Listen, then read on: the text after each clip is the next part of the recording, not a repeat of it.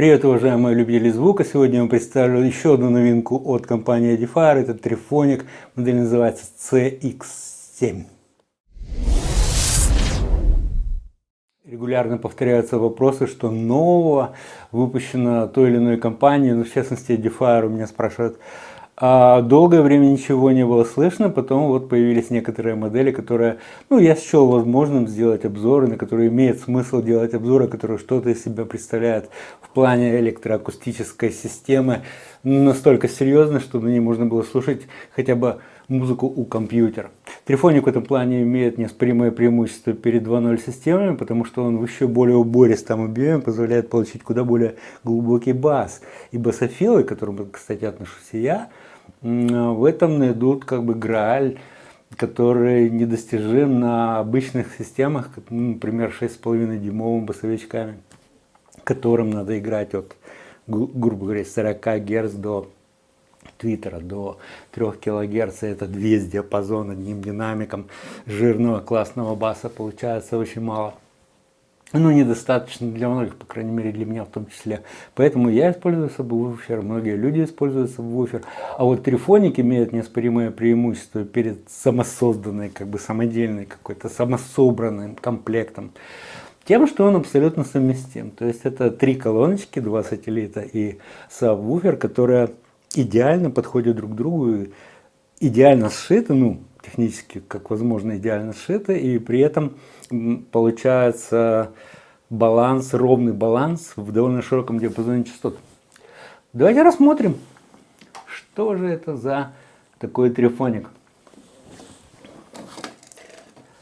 Вещь тяжелая, сравнительно габаритная.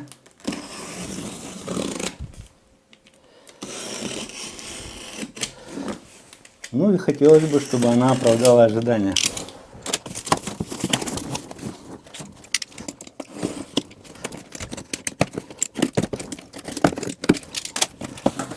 Внутри транспортной коробки скрыта коробка настоящая, с полиграфией,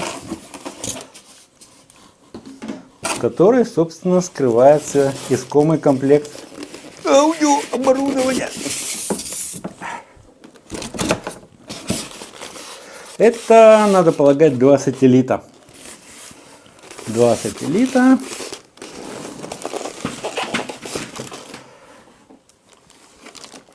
Вот увидите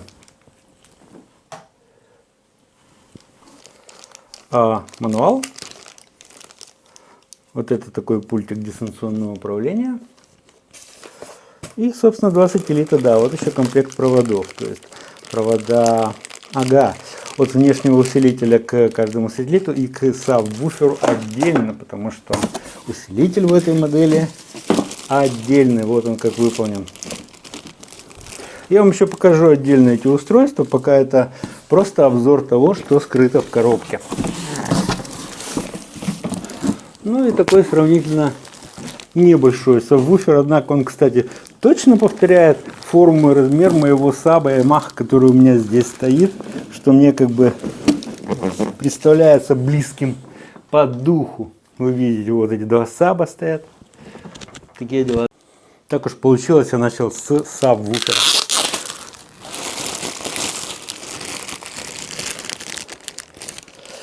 Сабвуфера посмотрим, что это за модель, чем она, любопытно, чем она отличается от предыдущих моделей.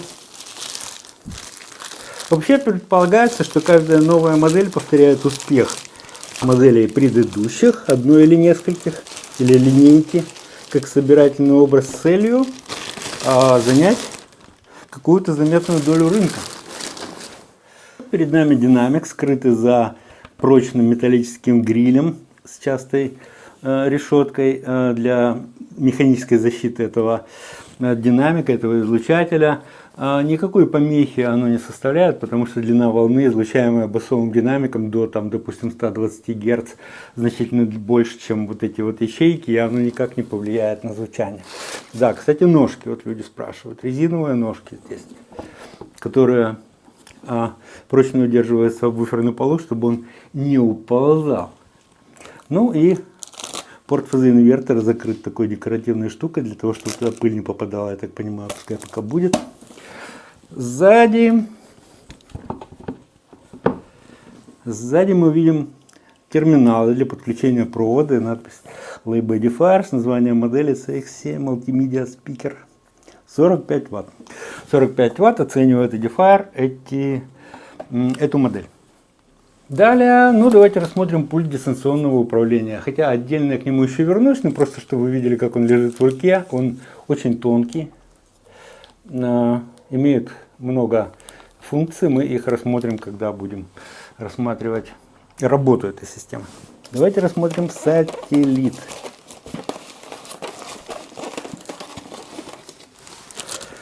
Сателлит.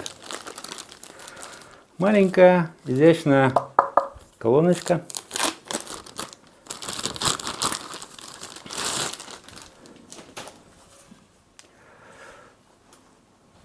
Вот так вот она выглядит. Вот так бы она стояла, допустим, около этого телевизора. Очень похоже на то, как вы видите на картинке там, демонстрационной картинке от Edifier. Снимается ли эта крышка?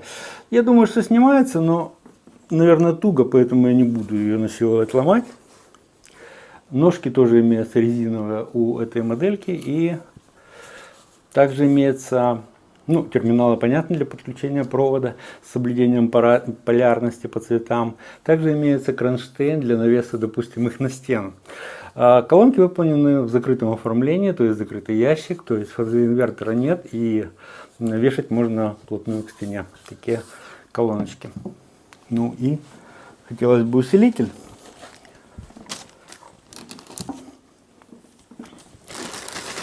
Сразу я вижу, он идет с проводом питания несъемным. И ладно, в общем, не очень не надо было.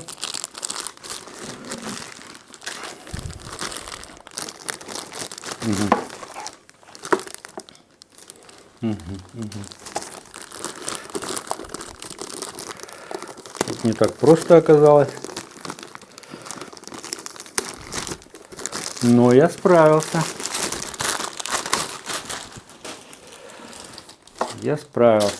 Вот вы видите усилитель. Также закрыто такой пленочкой во избежание загрязнения панели. Наверняка здесь находится индикатор, мы его рассмотрим, когда будем рассматривать модель этой системы. И многофункциональный орган управления, который позволяет управлять, переключать, регулировать и так далее. Сбоку мы видим, есть разъемы AUX и выход на телефоны и на наушники. Сзади мы видим клеммы для подключения левой и правой колонки, левый и правый сателлит и САП, соответственно. Также несъемный кабель питания, кнопка включения питания. Из входных интерфейсов имеется прям картридер с SD-картой, возможности чтения, понятно, microSD тоже туда можно вставить, и USB. Из аналоговых ходов имеется AUX под 3,5 мм мини-джек и RCA клеммы для подключения таким кабелем. Это не радиатор, это декоративный элемент. Изящная, легкая вещь. Наверняка там стоит усилитель класса D и блок питания с преобразованием, то есть импульсный блок питания. Поэтому он легкий, в принципе, надежный. И достаточно неплохих параметров, я полагаю, для устройства такого класса. Давайте посмотрим, как представлена эта модель на сайте Edifier. Она перед вами. По картинке видно, что это модель 2.1 с выделенным отдельным усилителем, пультом дистанционного управления. Набор входов описан как Bluetooth, RCA, AUX аналоговая, SD-карта и USB вход. Выполнен трифоник на 8-дюймовом динамике сабвуфера. Далее посмотрим, что пишется еще. Разработана для звука и, более того, сильный мощный бас. 8-дюймовый динамик питается от усилителя 45 Вт, что позволяет ему обеспечить басом этот набор акустической системы. Полновесные средние высокие частоты Niki Dual Hi-Fi, то есть двойной усилитель мощности класса D. применен в этой системе. Bluetooth версии 5.0. Многие интересуются, какая версия установлена. Вот вам, пожалуйста. Богатые возможности подключения. Ну, имеется в виду перечисленные входы. Легкий контроль. Ну и спецификация, собственно, более важная, на мой взгляд. Итак, 2 по 12 Вт идет на сателлиты, которые не имеют биампинга, а имеют, видимо, пассивный разделительный фильтр. Кроссовер 45 Вт, естественно, на сабвуфер, отношение сигнал-шум более 80 дБ, завершенная по кривой А. Использована динамика 3,5 дюйма или 89 мм, иначе говоря, среднечастотной динамики и 1-дюймовый. Все-таки 1-дюймовый, я думал там 3/4 дюйма, однако 1-дюймовый твиттер и 8-дюймовый динамик сабвуфера. Входы, PCAux, USB, SD-карта, Bluetooth, мы уже об этом говорили. Частотный диапазон. Вот сабвуфер. Работает, как здесь написано, от 45 Гц. Проверим. До 130. Ну и сателлиты работают почему-то от 140 до 19 кГц. Непонятно, кто работает между 130 и 140 Гц. Но это оставим на откуп отдела маркетинга этой компании-производителя. Перечислена чувствительность по входам. Для некоторых людей это имеет значение, а некоторые также спрашивают, какая разница, к какому входу лучше подключать. Но смотрите, вот этот вход менее чувствительный, а вот этот тоже аналоговый вход более чувствительный. То есть, подключив на вход AUX, вы получите несколько громче сигнал, чем если подключите тот же сигнал на вход PC. Размеры.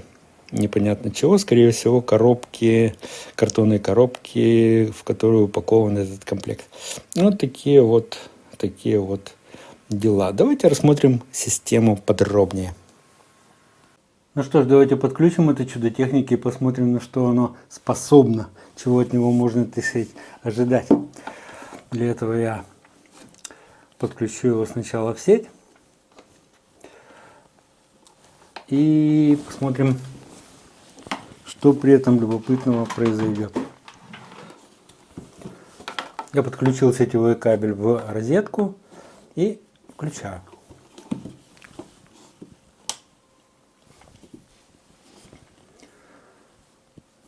Высветился активный вход, который сейчас будет задействован, если на него подать сигнал. Вообще входы переключаются, как вы видите, здесь на селектор входов. Нажатием на эту кнопку мы можем переключать то или иное устройство. PC, AUX, Bluetooth,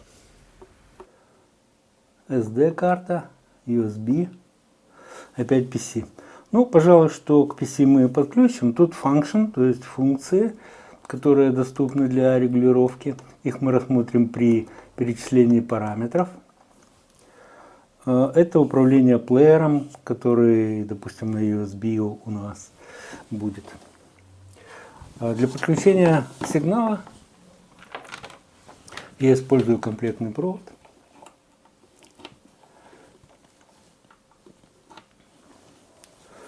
Таким образом, подав сигнал на систему, на вход, очевидно, PC. И здесь мы можем управлять уровнем громкости.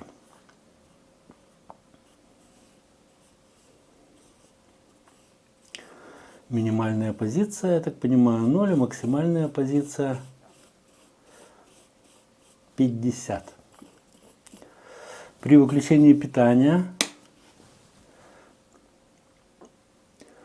выждем 10 секунд, включим, посмотрим, сохраняется ли регулировка громкости. Люди об этом спрашивают. Ну, 10 секунд сохраняется. Далее сказать, понятное дело, не могу. Ну что ж, давайте подключим сабвуфер, посмотрим, как это все работает. Вот так смотрится сабвуфер рядом с этим усилителем. Вы видите довольно изящные два устройства. Я их подключил уже кабелем. В комплекте идут 3 таких кабеля примерно одинаковой длины, 2 с лишним метра. Это вот клеммы для подключения сабвуфера находятся снизу, поэтому я сюда подключил. Сигнал подал на вход PC, потому что просто мне это удобнее. Сзади сабвуфера также с соблюдением полярности, что обязательно подключил этот кабель для того, чтобы согласовать его звучание с сателлитами по фазе. Ну что ж, давайте измерим АЧХ этого сабвуфера просто так, чтобы внести какую-то техническую струю в течение нашего обзора. Для этого я установлю микрофон около саба. Вот усилитель, пожалуй, уберу, потому что он находится, прикрывая трубу фазоинвертора. Это нежелательно совершенно. Так, 26, пускай будет 26. Включаю измерительную программу и поехали. Вот такая вот АЧХ динамика сабвуфера. Очевидно, с помехами и отражениями, которые все-таки достали до микрофона, хоть он и располагается в максимально близком поле. Кстати, давайте посмотрим, как изменяется тембр при регулировке баса, например. Бас может быть максимально установлен в положение 8. Давайте-ка измерим его АЧХ. А минимально бас остановку имеет минус 12. Давайте такую снимем АЧХ. Теперь давайте-ка верну это все в 0. Теперь нужно снять АЧХ.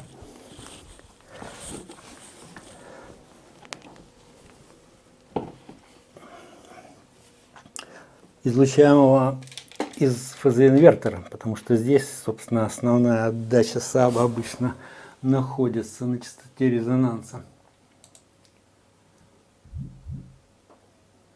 Вот. Ну и давайте сложим все эти кривые, чтобы полюбоваться на полный обзор работы сабвуфера этой модели. Ну, очевидно, что сейчас мы видим АЧХ порта фазоинвертора. В нулевом положении, очевидно, вот АЧХ динамика. Это в максимальном положении регулировки басов, тембра. Я бы его оценил в 8 дБ. Ну и минус, соответственно, кстати, 12, 8, тут 12 примерно. Так оно, в общем-то, оказывается в децибелах и есть. Вообще я думал, что это в каких-то условных единицах. Ну, можно было бы еще сшить, допустим, кривую порта фазоинвертора и, собственно, динамика. Это, в общем, несложно.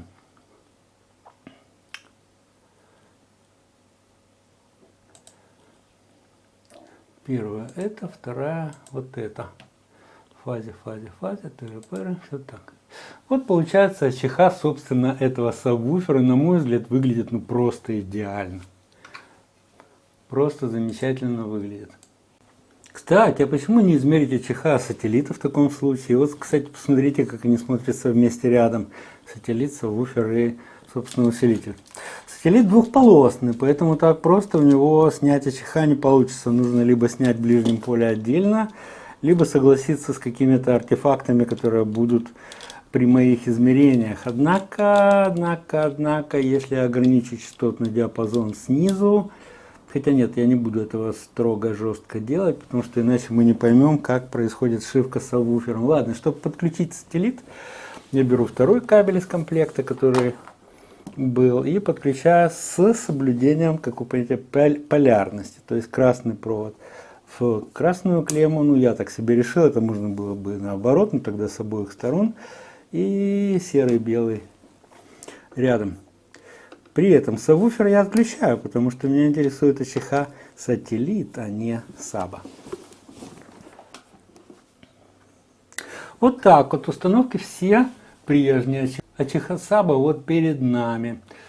Что можно сделать? Можно было бы, конечно, ограничить частотный диапазон. Ну, давайте его ограничим, допустим, 100 герцами. Снизу здесь сделаем, ну, пускай 20 тысяч.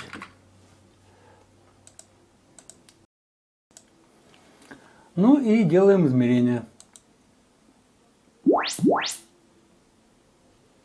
Вот получилась такая АЧХ. Конечно, страшненькая совершенно. Но это из-за, конечно, помех, которые просто летают по комнате при измерениях такого рода. Это делать весьма некорректно.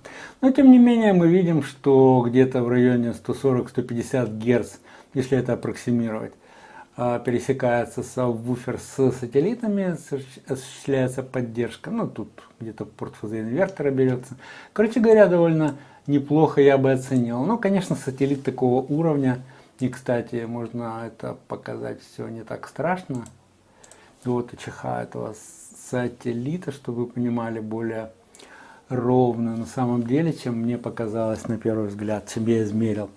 Да, конечно, это не измерение, дорогие друзья. Еще раз, это для технически грамотных людей, которые понимают всю условность происходящего. Просто хотелось посмотреть, где пересекаются эти два устройства. Это довольно критичный параметр. Чем примитивнее трифоник, тем у него эта сшивка происходит выше, допустим, и АЧХ кривее. Чем дороже трифоник, тем сабвуфер опускается ниже, ниже, ниже, и зона его действия может начинаться вообще с 40 Гц только. А здесь же она, кстати, здесь АЧХ этого, если вы помните, то, что я измерил, АЧХ здесь можно оценить как с 30 Гц в полку, дорогие друзья, просто в полку с 30 Гц, то есть 28. То есть класс саба не вызывает никаких сомнений. Класс сателлита, ну, возможно, попроще. Однако, в целом, для мультимедиа применения, для использования с компьютером, он весьма хорош. Давайте измерим импеданс сабвуфера, чтобы определить частоту его настройки. Обозначим это саб, чтобы не потерять. Частоту тюнинга инвертора я бы оценил 43 Гц примерно. Давайте измерим импеданс сателлитов теперь. Здесь резонанс примерно на 150 Гц. Сохраним-ка. Давайте сведем все кривые на одном графике для того, чтобы полностью получить картину, как работает этот трифоник. Давайте все сразу туда сведем и увидим. Здесь сведены кривые импеданса и АЧХ, снятая мною в некорректных условиях моей домашней, моей комнаты. Но что мы из этого видим? Сателлиты. Импеданс сателлит, в общем-то, ровный в рабочей полосе частот, но после 5 кГц почему-то сваливается с 6 Ом до 4, даже ниже. Очевидно, это вызвано тем, что Twitter имеет иное сопротивление, чем МИД, басовый динамик. Ну да бог с ним, на технике такого класса это вообще не имеет никакого значения. Кривая импеданса сабвуфера, как я говорил, настроен порт фазоинвертора выше 40 Гц, там 43 приблизительно, и довольно ровная в его рабочей полосе частот. Что же касается его АЧХ, то она вообще идеальная, на мой взгляд. Это в нейтральном положении регулятора тембра. Кстати, высокочастотный регулятор я не трогал, но очевидно, что вот эта вот вся кривизна, которую я некорректно снял, была бы искажена еще более, поэтому в этом нет никакого смысла. Итак, здесь кривая АЧХ саба, на мой взгляд, идеальна, учитывая, конечно, комнатные стояки, которые у меня здесь одолевают. Ну, то есть вы просто должны понять, что вещь спроектирована хорошо, а снята, как всегда, криво, в домашних условиях это делается. Все это делалось только для того, чтобы получить вот эту вот точку, где же пересекается кривая АЧХ сателлит, которая, опять же, АЧХ у них в рабочем диапазоне очень неплоха, до самых высоких, там, где, очевидно, огрехи моего измерения, и где-то 150 Гц, если это все выровнять, получится точка стыка сателлит, оформленных в закрытом оформлении с портированным сабвуфером. Такие дела, дорогие друзья. Честно сказать, результат приятно удивляет. Приятно удивляет. То есть я бы счел эту модель разработанной и реализованной, модель сабвуфера, имею в виду, весьма удачной.